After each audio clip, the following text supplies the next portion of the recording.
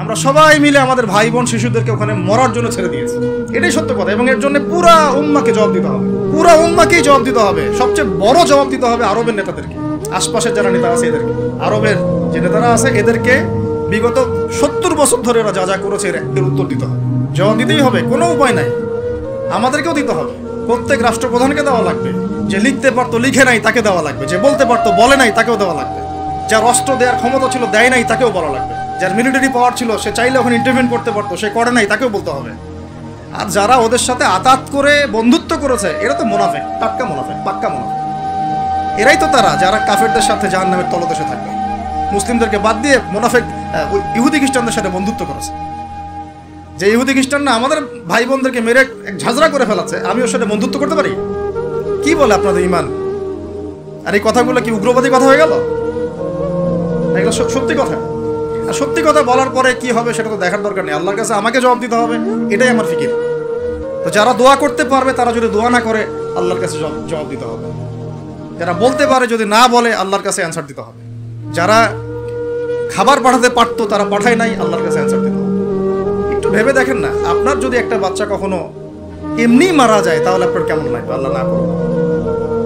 একটা বাবার জন্য সবচেয়ে কষ্টের কোন সময়টা বলুন? নিজের সন্তানকে দাফন করা। কারণ আমরা তো কখনো করি নাই এটা, আমরা বুঝবো কিভাবে? যে ঘুমটাওয়ালা কিছু লোক বসে বসে অনলাইনে বলতেছে যে এগুলো ফিতনা, এটাই, ওরা কি কখনো নিজের সন্তানকে দাফন করেছে নাকি? কখনো কষ্ট স্বীকার করেছে নাকি? কখনো রিমান্ডে গিয়েছে নাকি? মায়ের খেয়েছে নাকি? কখনো জেল খাটছে নাকি? ও তো সুখে আছে, 3 বেলা খাচ্ছে দাচ্ছে, মাশাআল্লাহ, সুখে শান্তিতে জীবনযাপন। ও কি বুঝবে উম্মার কষ্ট? ও কি বুঝবে বাচ্চাদের কষ্ট, এই মা বোনদের কষ্ট? আমরা সর্বোচ্চ বলতে পারতেছি ব্যাস, কিন্তু সচেতনতা তো তৈরি করা দরকার। আপনার ছেলে যদি বলে ওখানে কি হচ্ছে, ওকে বলা উচিত, বাবা ওখানে কিছু শয়তান আছে, যে শয়তানগুলা আমাদের নিরীহ বাচ্চাদেরকে মেরে ফেলছে। তুমি যখন বড় হবা তোমাকে আল্লাহ পাক সামর্থ্য দিলে তুমি শয়তানগুলোকে মেরে ফেলি। বাচ্চাকে শেখানো উচিত। ওরা 100 বছর থেকে ওদের বাচ্চাকে এগুলো শিখাইছে। ওরা 100 বছর থেকে ওদের বাচ্চাদেরকে শিখাইছে যে মুসলমানরা হচ্ছে পৃথিবীর সবচেয়ে জঘন্য প্রাণী। ওদেরকে যখনই দেখবা তখনই মারবা, ওদেরকে ওদের সাথে শত্রুতা করা তোমার উপর ফরজ। এটা ওরা শিখাইছে ওদের বাচ্চাদের। আমাকে বলেন, কোনো মানুষ, একটা সুস্থ স্বাভাবিক মানুষ হাসপাতালে বোমা ফেলতে পারে কিনা? বলেন। সে হোক ইহুদি বা খ্রিস্টান বা হিন্দু বা বৌদ্ধ বা মুসলিম, মুনাফিক, যেই হোক, কোনো মানুষ কি হাসপাতালে বোম ফেলতে পারে? কিভাবে ফেললো? তাহলে কি পরিমাণ ক্ষোভ তারা ভিতরে ভিতরে লালন করে আপনার কি বোঝার বাকি আছে?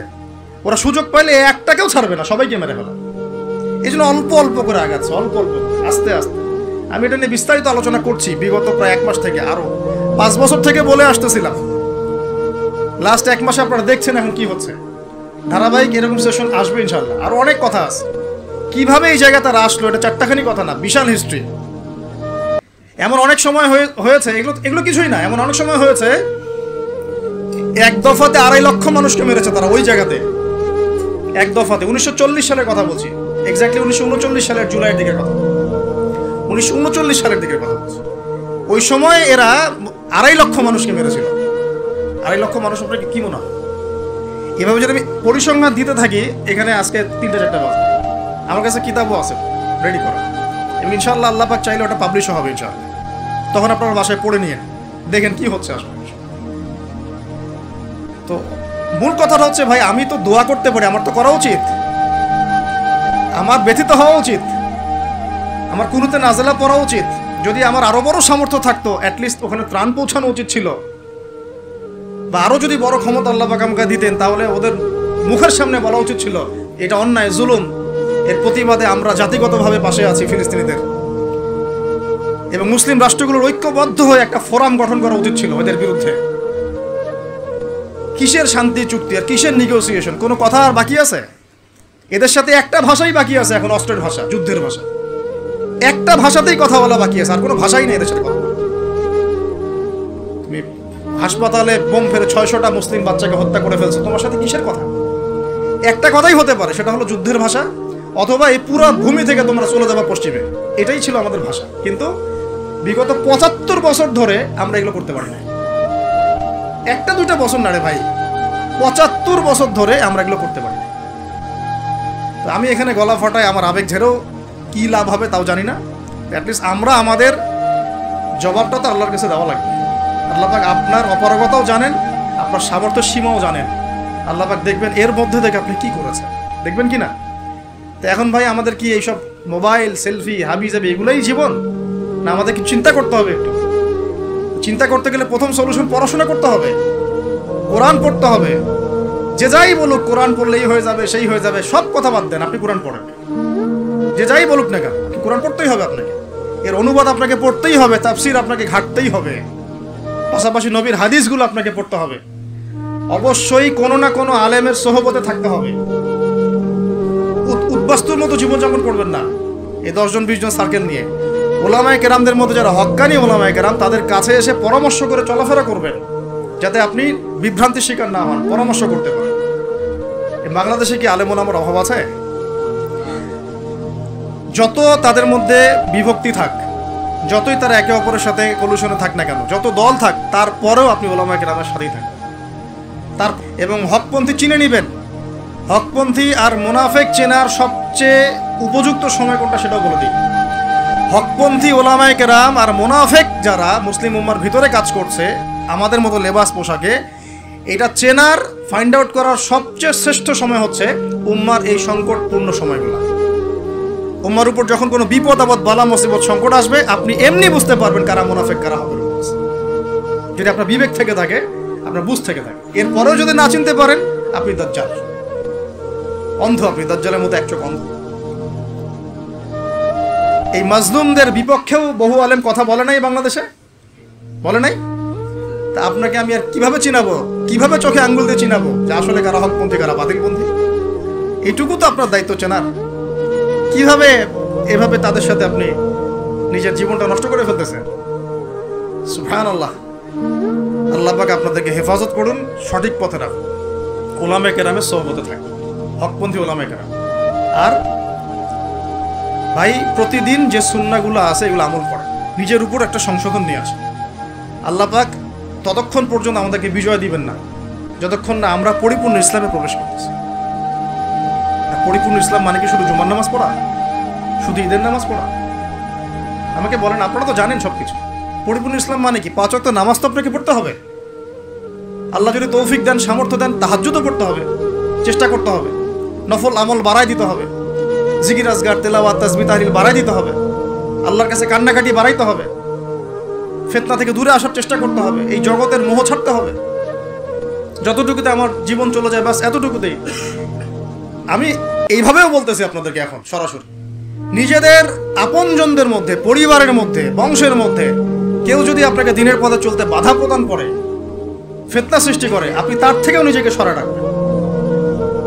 কারণ দিন আপনার, জীবন আপনার, মানে দিন আমার, জীবন আমার, ইহকাল আমার, পরকাল আমার, জবাব আমার। আমার অন্য কারো দ্বারা প্রভাবিত হয়ে দিন নষ্ট করা যাবে না, যাবে? অনেক সময় হয় না, আমাদের বংশে, পরিবারে, কাছের অনেক মানুষ আপনাকে দিনের পথে চলার ক্ষেত্রে প্রতিবন্ধকতা সৃষ্টি করতেছে। আমি বলতেছি না ওদের সাথে আপনি সম্পর্ক নষ্ট করে দেন, কাট অফ হয়ে যান, এটা বলতেছি না। বলতেছি আপনি ইসলামিক দূরত্ব মেনটেন করেন, নিজেকে নিয়ে থাকেন, আপনি আল্লাহকে নিয়ে থাকেন। এক আল্লাহই আপনার জন্য যথেষ্ট, ইনশাআল্লাহ কাউকে লাগবে না। কেউ যদি না থাকে, এক আল্লাহই আপনার আমার জন্য যথেষ্ট। এটা কি বিশ্বাস করেন কিনা? এই আল্লাহ পাকই আমাদেরকে বাঁচিয়ে রাখছেন, আল্লাহ পাকের হাতেই আমাদের জীবন, আল্লাহ পাকই আমাদেরকে খাওয়ান। আল্লাহ থাকলে কিচ্ছু লাগে না। আর যারা আল্লাহ নাই, সারা দুনিয়া মিলেও তাকে সুখ দিতে পারবে না, তার কিছুই করতে পারবে না। এখন আসলে আমাদের সাথে আল্লাহ আছে কি না একটু নিজেরাই বুঝতে পারবো। আসলে আল্লাহ পাকের সাথে আমার সম্পর্ক কেমন? আল্লাহ বলে ডাকলে বা আল্লাহর কাছে দোয়া করলে কি আমার ভিতরে কোনো অনুভূতি আসে কি না? রাসূল সাল্লাল্লাহু আলাইহি ওয়াসাল্লামের নাম আসলে আমার ভিতরে কোনো অনুভূতি আসে কি না? বুঝবেন ইনশাআল্লাহ, এটা আপনার আস্তে আস্তে বুঝে যাবেন। তাহলে নিজের তাজকিয়ার দিকে ফোকাস করেন, এবং তাজকিয়া অর্জন করার জন্য অবশ্যই সোহবত লাগে। যারা আত্মশুদ্ধিতে পরিপূর্ণ মানুষ, এই মানুষগুলোর সাথে পরামর্শ করে চলবেন। আর নিজের দিন পালন করেন, দিনটাকে আর বিভক্ত হতে দিবেন না। যারাই বিভক্তির দিকে নিয়ে যায় এদেরকে বয়কট করবেন, মিশবেনই না এদের সাথে। বরং আমি বলছি, বাংলাদেশে এমনিই তো শত শত দল হয়ে গেছে, এখন আপনি নিউট্রাল থাকবেন, নিজেকে বায়াসড করবেন না, নিউট্রাল থাকবেন। নিউট্রাল মানে নিরপেক্ষ। নিরপেক্ষ থেকে আপনি দেখবেন যে আসলে কার মধ্যে হকটা বেশি আছে। এরপর আপনার বুঝ অনুযায়ী কোরআন সুন্নাহর সাথে মিলিয়ে ওলামায়ে কেরামের পরামর্শে যেদিকে তারা আপনাকে হেদায়েতের পথে নিয়ে যাবেন সেই পথে আপনি চলবেন, ইনশাআল্লাহ আপনি ঠিক পথে থাকবেন। এই জন্য আমি একা একা থাকতে নিষেধ করি। ওলামায়ে কেরামদের সাথে পরামর্শ করে চলবেন এবং ঐক্যবদ্ধ জীবনযাপন। আর কিছু ভাইয়ের মধ্যে যদি খারাপ কিছু থাকে তাদেরকে একদম আন্ডার এস্টিমেট করে ধুয়ে রেখে দেওয়ার দরকার নেই। কারণ যার মধ্যে খারাপ কিছু আছে ওর মধ্যে ভালোও কিছু আছে। খোলা মনে ভালোগুলো নিয়ে নেবেন, খারাপগুলো আপনি ছেড়ে দিবেন। এখন বলতে পারে আপনি কিভাবে বুঝবেন ভালো কোনটা খারাপ কোনটা? নিজে পড়বেন, নিজে জ্ঞান অর্জন করবেন, আল্লাহ পাক বিবেক দিয়েছেন, বোঝার চেষ্টা করবেন এবং আলেমদের সাথে পরামর্শ করবেন। ব্যাস, আল্লাহ পাক এর পরে আপনাকে যে পথে নিয়ে যাবেন ইনশাআল্লাহ সেই পথে আপনি চলবেন, উম্মার বিভক্তি বাড়াবেন। এরপরে যখন অর্থনীতির মধ্যে ঢুকবেন, ব্যবসা বাণিজ্য, রিজিক, চাকরি বাকরি, জান চলে গেলেও হারাম খাবেন না। আল্লাহ পাক তৌফিক দান করেন, আপনাকে তৌফিক দেখ, আমাকেও তৌফিক দান। কারণ আমরা সবাই হারাম খাচ্ছি, আমি নিজেও ফিল করি। হারাম না খেলে আমাদের দোয়া কবুল হইতো। দোয়া যে কবুল হচ্ছে না বোঝেন না।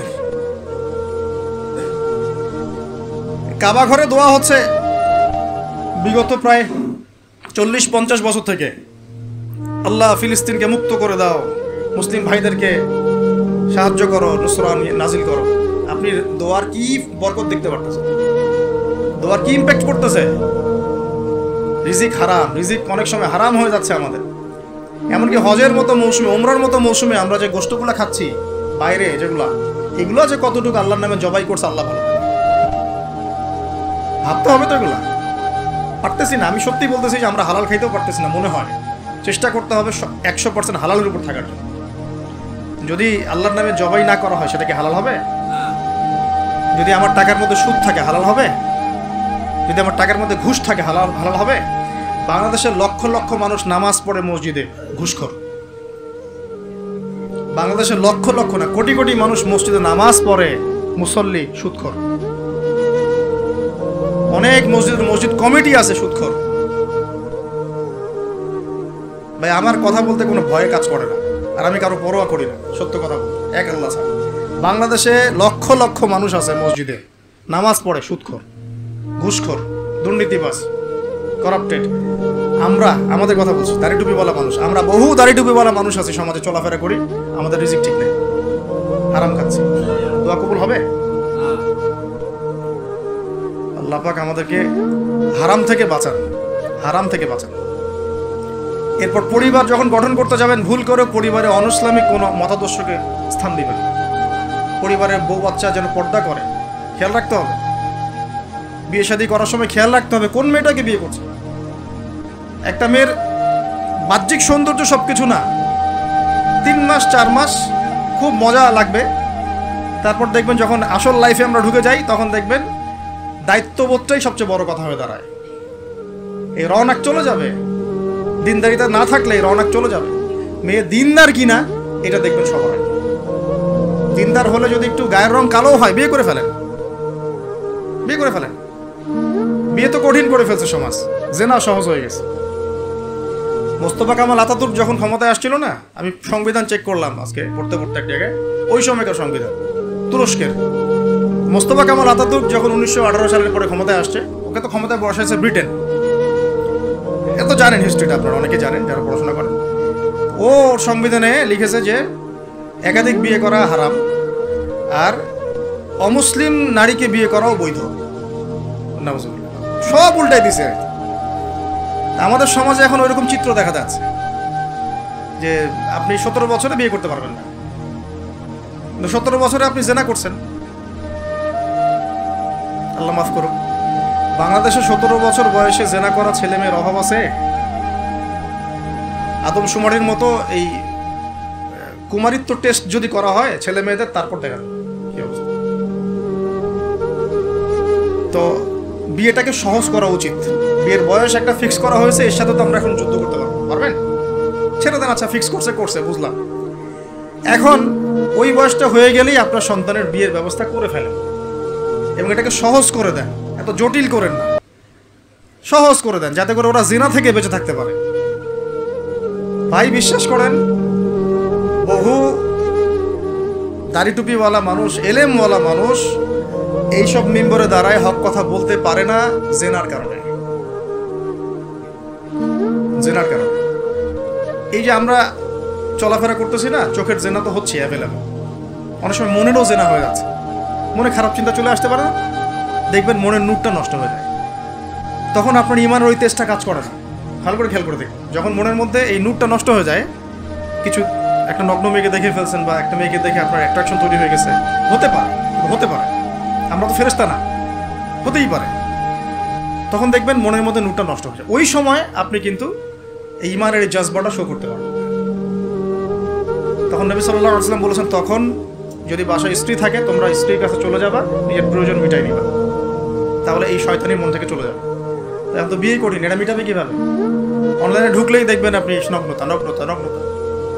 এই ছেলে পেলে আমাদের সাথে যারা ঢাকায় থাকে এরা যাতে আরও জানে কি আছে, কি হয়। ছেলে ছেলে নাই আর মেয়ে মেয়ে নাই, মেয়ে আর মেয়ে নাই, ও নিজে ছেলে। একটা মেয়ের যে চরিত্র খারাপ এটা বোঝার জন্য এতটুকু যথেষ্ট যে ও মোটর সাইকেলের পিছনে বসছে কিভাবে, এটা দেখবেন। একটা আপনার শালীন দিনদার স্ত্রীকে নিয়ে যদি আপনি মোটর সাইকেলে জানো, দেখবেন তার বসার ধরনটা কেমন, আর যাদের সাথে যে ফ্রি মিক্সিংয়ে প্রেম প্রীতির সম্পর্ক করে এদের বসার ধরনটা কেমন। বসাই আপনাকে বলে দেবে কত বড় বেয়াদব, কত বড় আদবহীন বেহায়া একটা মানুষ। আমার কথা ইশারা দিচ্ছি, সব তো বলা যাবে না। তো এটাকে সহজ করবেন, এখানে দিনদারিতাকে প্রাধান্য দিবেন, ভুলেও দুনিয়াদারিকে প্রাধান্য দিয়েন না। ও বাপের কয় টাকা আছে, ওর বিয়ে করলে আমি পাবো কি, কত সুন্দর ঐশ্বরিয়া রায়ের মতো কিনা, এগুলো দেখার দরকার। এগুলো থাকে না, আস্তে আস্তে চলে যায়, দিনদারিতা থেকে যায়। ইব্রাহিম আলাইহিস সালামের স্ত্রীদের কথা আজকে আমরা স্মরণ করি না? হাজেরা আলাইহিস সালাম, তার ওই সবর, সাফা মারওয়ার সাই, তাওয়াক্কুল আল্লাহর কাছে এত পছন্দ হয়েছিল যে কিয়ামত পর্যন্ত যত মানুষ হজ করবে, সাই না করলে হজ হবে না। ঠিক আছে, উনার ওই হাঁটা দৌড়াদৌড়ি আল্লাহর কাছে এত পছন্দ হয়েছে। আপনি জামজাম কূপ ওখানে যে তাওয়াফ করছেন না, তাওয়াফ করে যে পানি খেয়ে আসলেন, সাফা মারওয়া সাই করলেন, এই সাই না করা পর্যন্ত আপনার হজই হচ্ছে না, ওমরাই হচ্ছে না। একজন দিনদার মেয়ের দিনদারিতা আল্লাহর কাছে কিভাবে কবুল হয়ে থাকে, আমাদের মেয়েদেরকে বুঝান, বাসায় গিয়ে বোনদেরকে বুঝান, মাদেরকে বুঝান, স্ত্রীদেরকে বুঝান। তাদেরকেও একটা উদ্দেশ্যে আল্লাহ পাক সৃষ্টি করেছেন। কি উদ্দেশ্য? তারা যেন ইসমাইলের মতো প্রজন্ম জন্ম দিতে পারে। তাদেরকে সিরিয়াল দেখার জন্য পাঠানো হয় না, তাদেরকে এই রং তামাশা করার জন্য আর স্নো পাউডার মেখে বাইরে ঘোরার জন্য পাঠানো হয় না। এবং এটাকে কন্ট্রোল তো আমাদেরকে করতে হবে। এই যে বললাম, কন্ট্রোল করতে গিয়ে যদি দেখেন পারতেছেন না, আপনার দ্বারা হচ্ছে না, তখন কি প্রয়োজনে ডিসকানেক্টেড হয়ে যাবে, প্রয়োজনে ডিসকানেক্টেড হয়ে যাবেন, তাও নিজের দিনকে ক্ষতিগ্রস্ত হতে দিবেন। কিছু করার নাই তো, চেষ্টার উপর চেষ্টা করে যাচ্ছেন আপনি 10 বছর, 15 বছর, 5 বছর, 7 বছর, কোনো রেজাল্ট পাচ্ছেন না। এখন আপনি কি করবেন? দিন ছেড়ে দেবেন? আপনিও তাদের মতো হয়ে যাবেন? আপনাকে আপনার স্বতন্ত্র জায়গায় থাকতে হবে। আল্লাহ পাক তৌফিক দান। আর ইসলাম সংশোধনের মধ্যে সমাধান আসলে আলহামদুলিল্লাহ। এরপরে বাচ্চা কাচ্চা যেগুলো হবে, এগুলো পয়েন্ট মনে রাখবেন, পড়াশোনা থেকে নিয়ে এই পর্যন্ত বাচ্চা কাচ্চা যেগুলো হবে, এক একটা বাচ্চাকে আগামী দিনের যোদ্ধা হিসেবে গড়ে তুলবে। কি যুদ্ধ করবে তারা? আগে আদর্শিক যুদ্ধ করবে, আদর্শিক যুদ্ধ করবে, যে আমরা ওইসব আদর্শে চলি না, আমাদের নিজস্ব আদর্শ আছে, এটা ইসলাম। আমাদের কিতাব আছে কোরআন, আমাদের সুন্নাহ আছে মুহাম্মদ সাল্লাল্লাহু আলাইহি ওয়াসাল্লামের সুন্নাহ। এরা বৈষয়িক শিক্ষাও শিক্ষিত হবে, ইসলামিক শিক্ষাও শিক্ষিত হবে ইনশাআল্লাহ। এরপরে এদের দ্বারা ইনশাআল্লাহ এমন জেনারেশন আমরা গড়ে তুলব, যে জেনারেশন আগামী দিনে ইসলামের পতাকা বহন করবে। আমরা যেটা পারি নাই, চেষ্টা চালাবো, আমাদের বাচ্চাদেরকে গড়ে তুলবো ইনশাআল্লাহ। পারা যাবে না? আল্লাহ পাক আমাদেরকে এই সব উদ্দেশ্যে দুনিয়াতে পাঠাইছে।